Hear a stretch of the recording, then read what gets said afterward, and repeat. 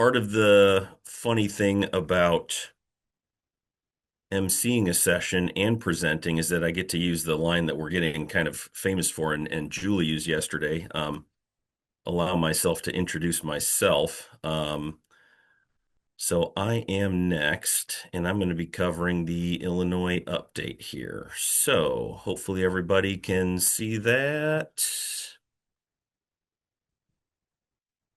Good to go? Can I get a thumbs up?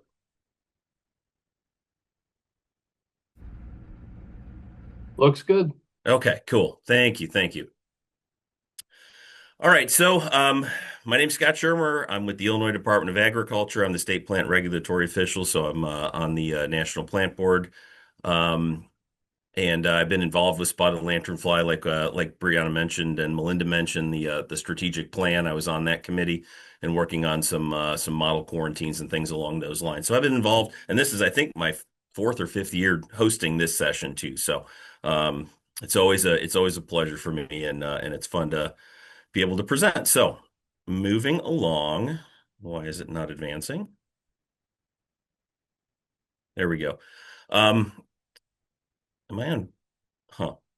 I don't want to get into the details of the life cycle too much. However, I put this on there to kind of demonstrate that here in Illinois, we are on the right on that life cycle time frame that's mentioned. So I'll show you later on, but we do have our hatch roughly in May. So we're kind of in parallel with what you're seeing on here as far as the life cycle goes, and some of the other states are going to be quite different based upon their geography and where they are. So moving along, I seem to be having some problems here, but okay, bear with me. So.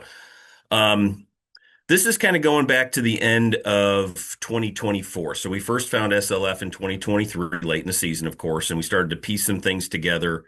And so and obviously it built slowly. So our first find was up in Fuller Park, and I'll get into those details later. But really, after 2 years, these were the three known infested locations that we had, where there were egg masses and breeding populations. So. Um,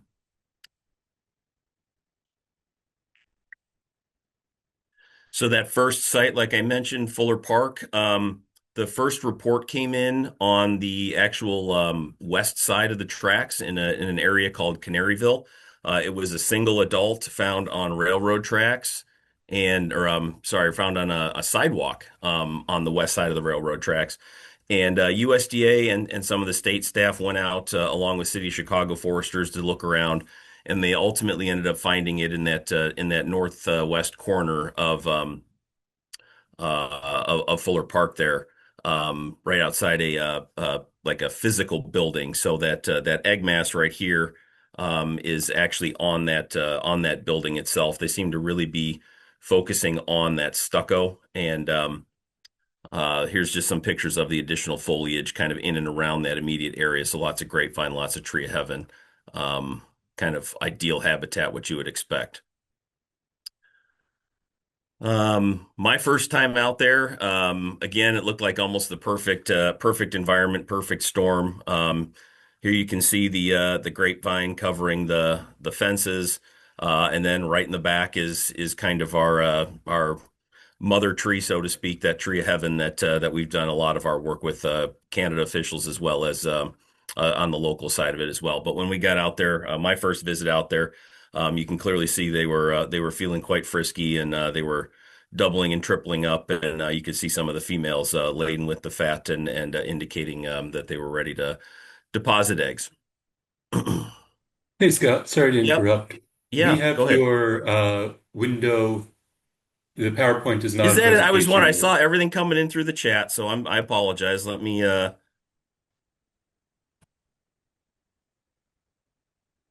that look better now? Am I correct? There we are. Thanks, All sir. right. Thanks. I was worried about going into the chat and mixing everything up even more than I already had. So thank you. Appreciate it. Um, so like I mentioned, touching on the hatch, we had gone out in 2024 after finding this in September of 2023, to kind of do an early season check, and we didn't see any hatch or any evidence of hatch. at that point. However, looking at some of the spent egg masses and stuff, we knew that things had been going on. But oddly enough, 2 weeks later, roughly 2 weeks later, on May 1st, was when hatch was first reported at that initial location.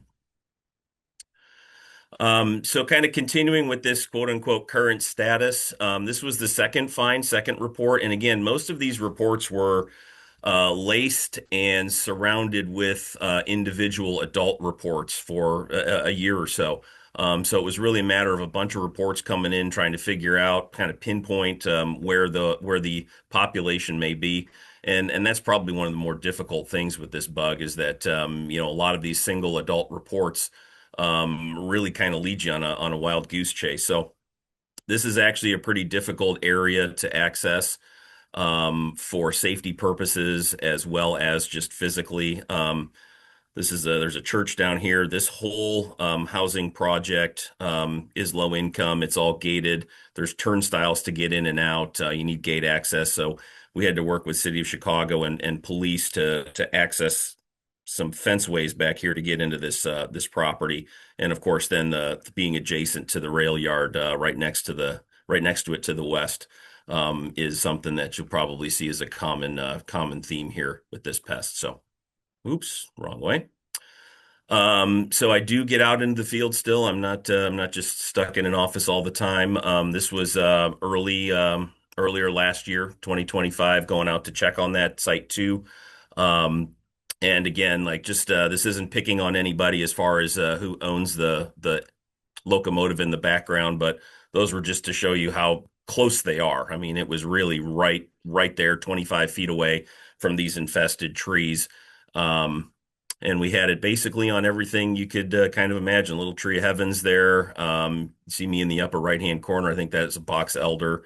And then lots on the relatively large honey locust in the bottom left-hand corner as well. So again, almost a perfect storm, but this is that site two or second site that's roughly a mile or two down the way from the initial find right along the rail.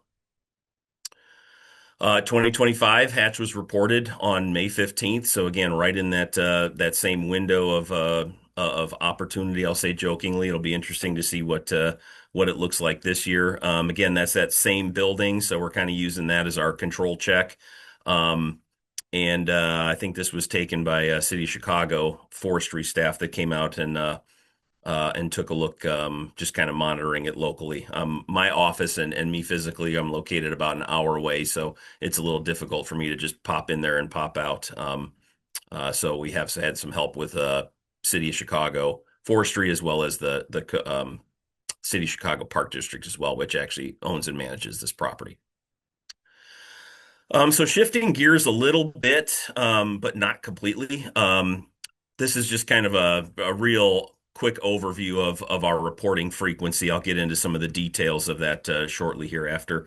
But really, the city of Chicago and is still the hotbed.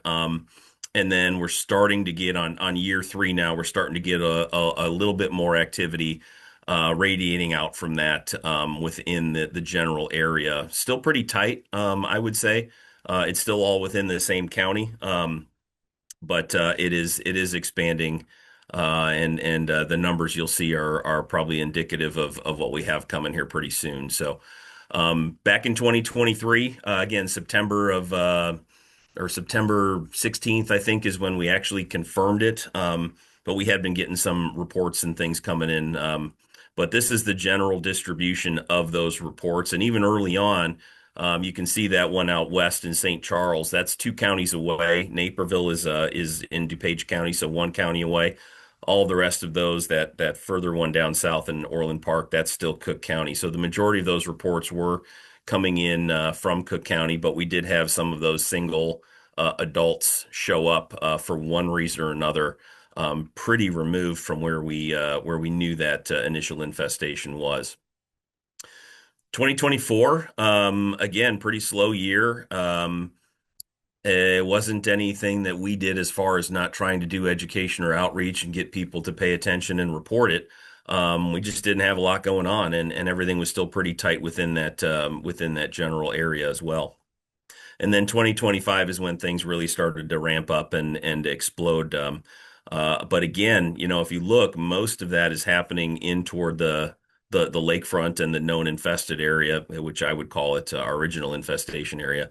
And then starting to get a little more activity spreading further out west. But if you notice, a lot of it is along those um, transportation corridors, the I-88 running out of the city out west to the western suburbs toward Aurora, and some of those major thoroughfares where you see like Carroll Stream, that's Route 64, which is a huge state route, and then Route 38 as well.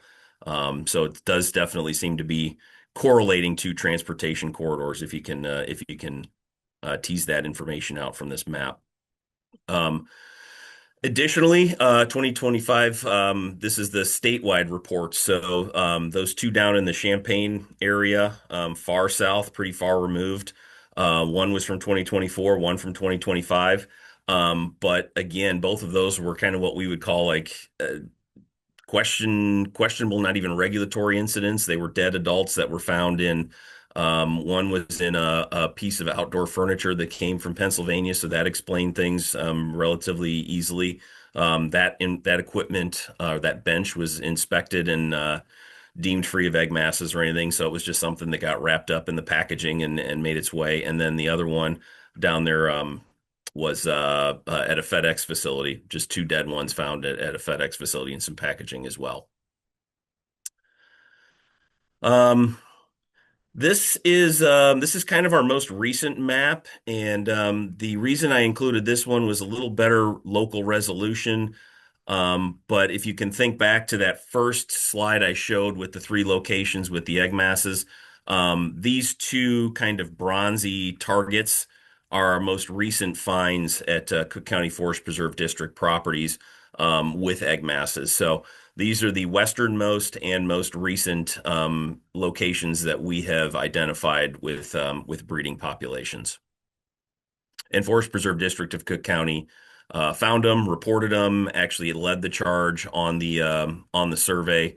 And Tricia, who you heard from yesterday with the Morton Arboretum, was able to get out there and help and assist in that. I was unfortunately unable to make it due to conflicts, but a little bit of metrics, like Brianna mentioned. We're trying to keep an eye on how effective the reporting is and what it ultimately ends up leading to, and whether we use this for tracking purposes or potential funding in the future. Um, 2023, this was all done through that lanternfly at illinois.edu reporting tool we created, and that has myself and Kelly Estes, who's our CAPS, our state survey coordinator down at U of I, and then our pest survey specialist with USDA, Nick Furlan, as the recipients of that. So we all monitor those and go through them. But 2023, the first year we found it, late September, we actually had a pretty good response in a short window of time with 90 reports that came in. And I think a lot of that had to do with the news media coverage and press releases. 2024, it went down to 64, and then 2025, as you saw from the map, really jumped up to 191. And we have two year to date in 2026 for a total of 347. Um, of those, the breakdown to the right is actual positives. So if you look at the number of positive reports that came in based on what those general reports were, relatively low for the first 2 years, and I think we were getting a lot of mistaken identities or people just not seeing things right. But as it started to get more and more intense and a lot more fines and just more stuff out there, you can see in 2025 that the accuracy of those reports really picked up, and almost, what would that be, about 75% accuracy as far as those reports go. So, and then overall 177 positive confirmed and 347 total reports. Within those reports, the breakdown that we saw, these were all kind of interesting numbers, and it was interesting to get this from Kelly Estes down at U of I, who's kind of our data keeper on this. But not many egg mass reports, which probably wouldn't be surprising based on some of the information I shared earlier with those maps. Single adults was 12%, which was actually pretty low to me. I expected that to be higher. The multiple adults at 80% was quite shocking. but still most of those are going to be the ones and twos, not 400 or 500 at this point. And then nymphs 6.5%. So, between the nymphs and the eggs at about 8%, we're still not getting a lot of reports of breeding populations, which is good, but doesn't tell me that they're not necessarily out there and just haven't been found. And in 2025, we've had no new counties confirmed. So Cook County is still the lone county that we are considering confirmed at this point. But like I mentioned early on in the intro, there's additional county interceptions. We do have DuPage County. Some of those were pretty early on, within days of that initial find, and if not before the confirmation, excuse me. And DuPage County is just adjacent to Cook County to the west. Champaign, I mentioned those two interceptions on the outdoor furniture, park bench, and the FedEx facility. Kane County is one more county west of DuPage County. So Geneva, Aurora, Fermilab, those have I-88 running right along them as well. So that's not too much of a surprise to have interceptions there. And then Lake County is just north of Cook County. So again, adjacent. That was one that was not accompanied by a photo or a sample or anything, but the description of the insect was accurate and made us feel like there was some credibility to it. So with that, it's a little hard for me to judge how I did on time here. Um, but let me stop sharing and see. And I know there was a lot of chat going on. Okay, cool. And what does that put me as far as time goes?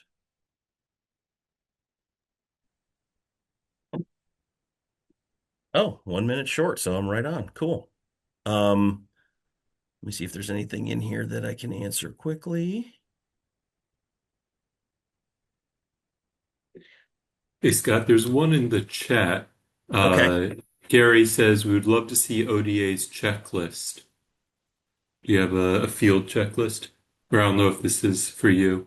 Yeah, ODA would, I'm assuming that would be Ohio Department of Ag.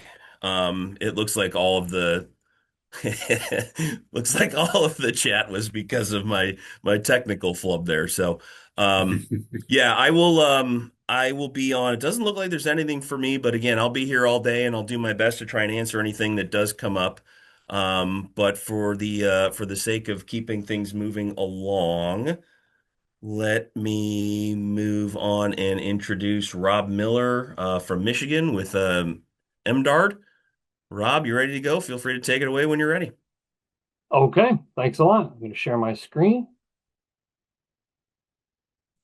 and bring up my presentation, and hopefully we can get going. How does that look? Are we seeing the presentation mode? Yeah, you look good. Okay. All right, so let's talk about spotted lanternfly here in Michigan. All right, so we have spotted lanternfly to start with, right? We've got counties there that are infested, Oakland through Macomb.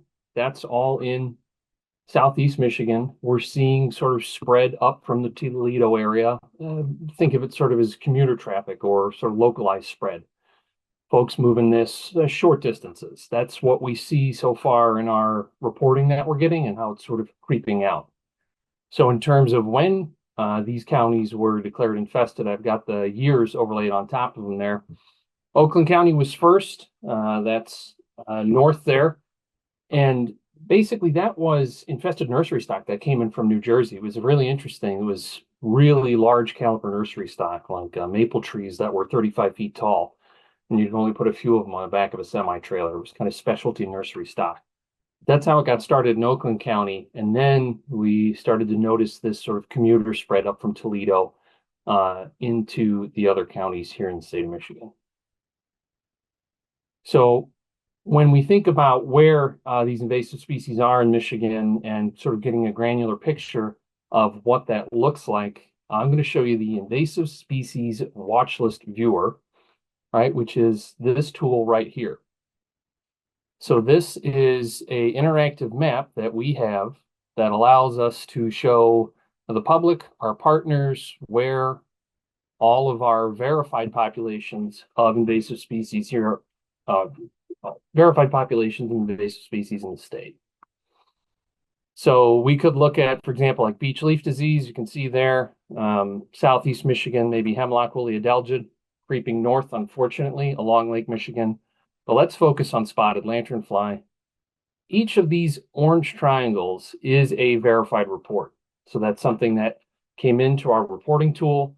It had an image and basically was verified. We believed it enough to be able to map it as an occurrence of spotted lanternfly. So this is something that anybody can access. This is open to the public. Again, it's called the Invasive Species Watch List Viewer. And you'll see not only do we have insects and diseases on there, but also aquatic and terrestrial plants. All right, let's go back to the presentation. Moving on. So all of those little orange triangles that we saw on that map, the vast majority of them come from our Eyes in the Field system. And this is a reporting tool that's designed to handle a trickle of reports from folks, or when we get to that stage in spotted lanternfly infestation where we're getting many reports a day. So in 2024, we had 350 reports into the Eyes in the Field system. In 2025, almost 700, right? So we can see that number going up. And we look at these reports. We have a banner at the top that says, you know, if your report is coming from a county that is known to be infested, we may or may not follow up with you.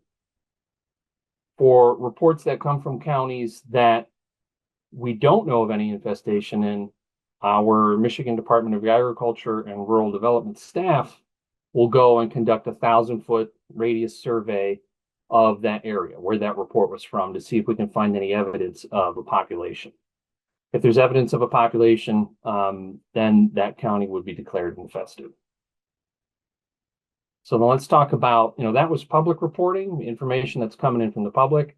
So our survey efforts here in the state, conducted by MDART and partners. So this is 2024 data. I don't have all of the 2025 data from all of our partners yet, but this is a sort of a good demonstration of the kind of survey that's going on here in the state. These are survey sites. This could be trap or visual survey. Most of these are visual survey.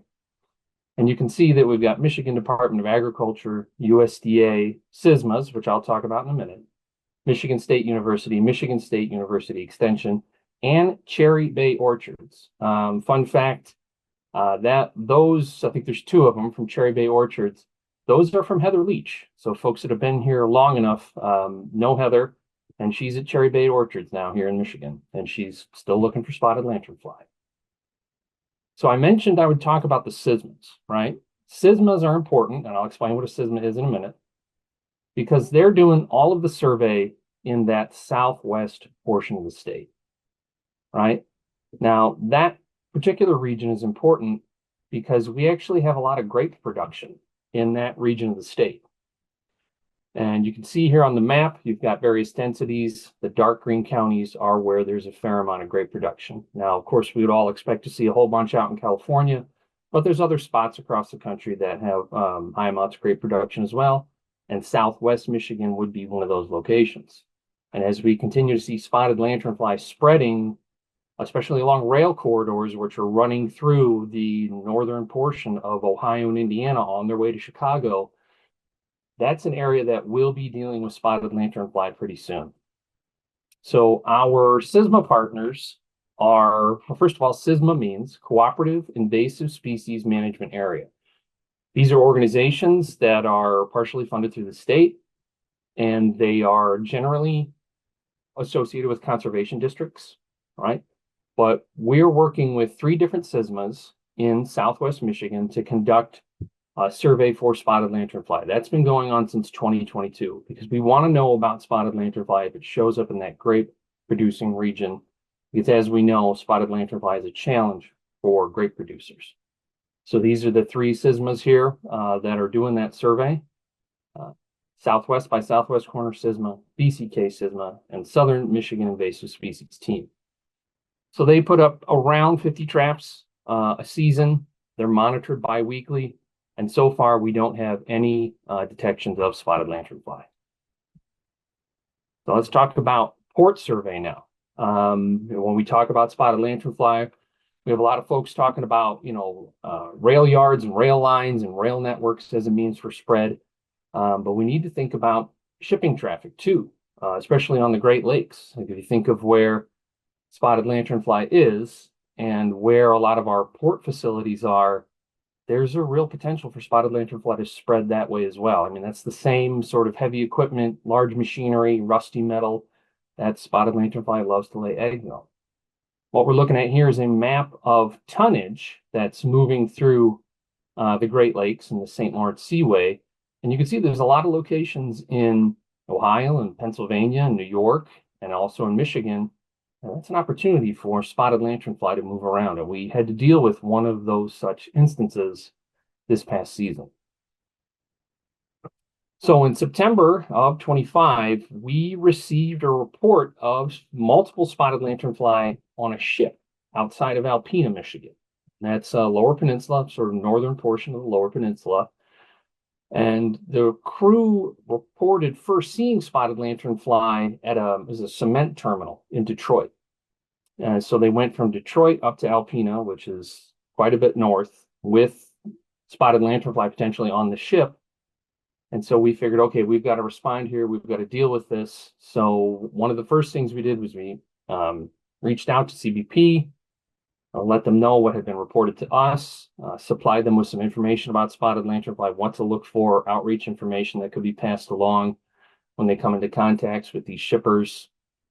And then we were informed by the captain of this ship that the infested areas of the ship were actually treated with insecticide, right? So they addressed the problem themselves, but then we needed to sort of figure out, okay, is spotted lanternfly spreading via shipping traffic? And this is the type of ship that was in the report. It's called an articulated barge unit. It basically means that's a tugboat pushing a barge, but there's a slot in the barge for the tugboat to fit in. I had to Google it. I had to look up what an articulated barge unit was. But this is the type of ship. It's not exact ship we got the report for. So here at MDARD, we decided, well, we want to do a survey of some of our major port facilities to see if that is how spotted lanternfly is spreading. Because if we look at this image here, which is of actually St. Mary's Cement and a couple other aggregate terminal points in the Rouge River. Now that's basically by Detroit, right? If you're looking at that sort of landscape, you can bet that there's going to be a lot of tree of heaven there, right? That's the kind of place that we're going to find tree of heaven. That's where you're going to see it, right? So you've got tree of heaven, you've got heavy equipment moving around, and you've got a potential to move spotted lanternfly. So one of the things we did actually before the survey was we reached out to these port or terminal operators to let them know about spotted lanternfly, to supply them with some information, some outreach information that they could then pass along to shippers if and when they interact with them. And then our staff conducted survey at 7 of these facilities. Now, obviously, when you're going to these shipping facilities, you can only get so close sometimes, but that's fine. That's where we find tree of heaven, right? Right along the fence line. We had priority areas we wanted to survey, everything from Port Huron down to Muskegon there. Now, this map here on the left, it's not all of the places that we went, but those are our major ports here in the state of Michigan. So we looked at ports that have high volumes of traffic, and especially Alpena, which is up here, right? And then Detroit down here. So that ship went from Detroit to Alpena, and there was spotted lanternfly on it, right? So that's definitely an avenue for spread. The port survey focused on any kind of areas where ships might be coming in and docking, and there's the potential for spotted lanternfly to move on or off those vessels. So this is an example of one of our areas where we conducted port survey, and those green boxes represent basically multiple survey locations. That's where our field staff went out, they looked around, they found tree of heaven, examined it. And those green boxes all indicate that no spotted lanternfly was found, right? So that was conducted, it was successful. We did not find any spotted lanternfly at any of those facilities that we looked at. That is something we will most likely be doing more of. We've talked about doing that here in this upcoming season, and keeping that in sort of our retinue of places where we look for spotted lanternfly. All right, I've just got one more slide on outreach. So quite a few years ago now, we together a grant for GLRI, Great Lakes Restoration Initiative. And that's funding that's administered by a number of federal agencies. It was administered by EPA for this particular grant. But this was basically building capacity for dealing with spotted lanternfly. It had many aspects uh, in the grant. One of them was sort of building coalitions with their SISMA partners and get everybody on the same page and ready for spotted lanternfly. Another aspect of that was an outreach campaign. As part of that outreach campaign, we developed a number of materials. It's See It, Squish It, Report It. For 2 seasons, we had billboards out. We didn't have billboards out in 2025, but basically had billboards placed all around the state, sort of in those corridors where spotted lanternfly might be coming up into the state of Michigan. And we also have a number of different pieces of outreach materials, everything from basically posters that you might see at a rest stop to a trifold, which explain obviously, what spotted lanternfly is, what to look for, those sorts of things. That has been pretty successful. We did get a number of reports where folks told us like, hey, yeah, I saw your billboard on the freeway and I recognized one of those insects. It was, on my back patio or something like that. Or somebody saw the billboard, then saw spotted lanternfly in their area, snapped a picture of it and reported it to us. So that was pretty successful, and that was pretty good bang for our buck. So that's my last slide there. If anybody has any questions, there's my email address, and I'll stop sharing. Thanks, Rob. Yeah, that was interesting information when we first started to see the stuff about the Great Lakes ports and transport. Interesting stuff. Yeah. There was a question, nothing in the Q&A that I saw while I was monitoring it. But quick question from Gary, what was the billboard budget? What was the billboard budget? Oh, it was quite a few years ago now. I don't remember. It was grant funding, and I remember thinking that billboards were a bit more affordable than I thought they would be. I mean, if you're really interested, shoot me an email. I can go digging through paperwork to find out what it was.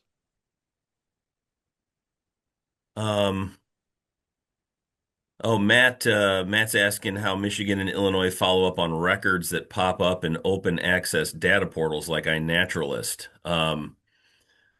Whew, um, I don't know if we have an SOP on that, but I would say that it definitely makes things a little more difficult to try and sort through and make sure and confirm, I would say. I mean, Mhm. I've had people reach out to me about postings on there that I wasn't even aware of, and I think our Mhm. original report in Illinois was on iNaturalist, and then somebody actually came through our channels as a secondary reporting tool. So it had already been put out there, and we weren't necessarily aware of it. So I don't know if there's a great answer to that other than rolling with the blows, but that may be something we Mhm. need to look at moving forward because I think this day and age with how quickly something can be posted on Facebook and spread and get to media or somebody else and we don't even know about it yet, it's potentially dangerous. Yeah. Yeah. iNaturalist can be a little bit tough for us, but what happens is we have a number of people who are on there checking things out, and sometimes we'll get reports like, this looks credible. Let's see if we can follow up on it. But in all of our communication to the public, we're always telling people go to Eyes in the Field. That we want to funnel all of the reports there. We don't want them in multiple places because that's scalable to, you get 3 reports a year up to the thousands and thousands that some, states like Pennsylvania are reporting. Yeah, and Jonathan made a good point that yeah, I think with a strong outreach network and just network between state, USDA, local cooperators, extension, people are looking at those kinds of things and they'll get wind of it. I hate to say it, but I'd rather have things, and I think most everybody that works in this realm would have things kind of under the wraps until it's confirmed or definitive, as opposed to Mhm. getting out there in the public realm and then having to worry about, well, what if it was a fake photo? What if it was, Hmm. reported incorrectly and then you got a mess to clean up? So, yeah, it's definitely something that's been a hot topic with this as far as just because it's so recognizable, because there's so much information out there. I had somebody reaching out to me asking about getting a reward because he found it in a county, and he was sending me all these pictures of stuff, and I'm like, man, I don't know if you're pulling my leg or what, but like, why are you the only one reporting it? Because there's so many out there. It's a wealthy suburb. Somebody else would have been reporting Right, this. right. And it turned out that he had poached the photos from like somewhere in Philadelphia and posted it and was trying to really like literally shake us down for a reward for finding it. So I don't know about yeah, you, Scott, but crazy. there's no bounty in the state of Michigan. Yeah, yeah, we're not in the business of providing money for those kinds of things as a state Yeah. government. Julie, go ahead. I see your hand up. Hi, great presentation, Rob. We have, I've been working some with Rufus Isaacs at Michigan State, and he's on Right. our panel tomorrow. And so I know that he's feeling it and very much concerned, about his grape growers. But I was wondering if MDAR, if you all have been interacting or hearing from the grape industry, especially in that southwestern region of the state with where all the Concords are. So, Julie, that's a great point. We meet regularly with Michigan State University hosts a spotted lanternfly readiness group, Okay. and we meet regularly. And there's a clear breakdown of sort of lanes or areas of responsibility there. So with MDARD, we're focused on detection, public reporting, communication to general public about. We see a lot of space for communication about dealing with spotted lanternfly. This is what it is. Don't freak out. It won't kill your dog if your dog eats it. Appropriate and safe use of insecticide. That's a big one for us, right? That's right up our alley at the Department of Ag. But then when it comes to those relationships and specialty communications with grape growers, that's really where MSU Extension comes in, right? That's their wheelhouse. And so, for example, Mike Reinke is an extension agent. I talk with him regularly, and he is in communication with all of the grape growers. And in fact, we had a conversation a few months ago about how that would go if we had a detection of spotted lanternfly in grapes. And Mike was telling us about the different growers associations, the publications, and the fact that if spotted lanternfly is found in grapes, that news is going to move through that grape growing community very quickly. And so we've had conversations internally of, okay, well, if we're going to do a press release, it's got to be one that's ready to go really quickly if it's detected in grapes. So that's a relationship that I think is working really well. Oh, that's great to hear. Thank you. So there were a couple questions in chats. Jules asked if any tips for working with ports. Basically, yeah, ports kind of like rail access, right? The one thing is that we talk about ports or port facilities. They're not really well defined. They're kind of amorphous. They're different pieces of private property that have different things going on. Bulk aggregate, like a bunch of grain or ingredients for concrete, gravel. You can find those at a bunch of different places throughout the state. So it's not like, you can call a single entity, right? My best advice would be get on Google Maps, find out what looks like sort of the best place to go, and try and get some people on the phone, get permission. I know at a couple of our sites here in the state, it's basically folks going along the fence line. And luckily, that's where you find the tree of heaven. So, I mean, just like a rail yard, you're going along the fence line. And then in some cases, there'll be an office where you can go in and your folks can, knock on the door, introduce themselves, distribute outreach material, and get permission to look at the rest of the facility. But, you know, our direction to our staff is if it's gated and it says keep out and there's nobody there, we don't go past that gate. We stay on the perimeter.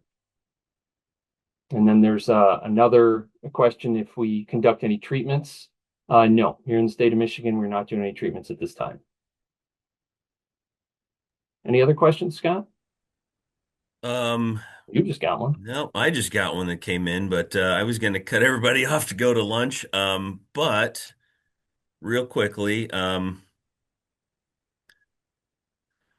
no, Joanna, unfortunately, yeah, we've had a lot of trouble getting cooperation, and additionally, we've taken the stance that we're not doing treatments ourselves. We would support anybody that wanted to do them, whether it was a municipality, a city, a private entity. But yeah, we're not going to be doing that stuff ourselves. But we're having some of the similar challenges that have come up with access to rail yards, even to just get on and look around. So that definitely does seem to be a challenge as far as just even gaining access, let alone doing any kind of active management on there. So, um, okay, well, with that, to honor everybody's time, thank you very much, Rob. We appreciate it. Great seeing All you as right. always. And are you going to be able to stick around for the rest of the day, or if any other questions come up? Yeah, there's one in the Okay. chat that I'll Yep. respond to right now, but No. let everybody go. Sounds We'll let good. Yeah, everybody go live. if we can knock through those questions and keep up with those, I appreciate it. But I will say let's cut everybody loose and meet back here at 12:45 Central, 1:45 Eastern. And I'm not going to do math in front of everybody as far as the rest of the time zones, but we'll have California, Washington, and South Carolina updates, and then our friends from Canada as well to wrap things up. So enjoy your lunch, enjoy your breaks. We'll see you back in about a half an hour.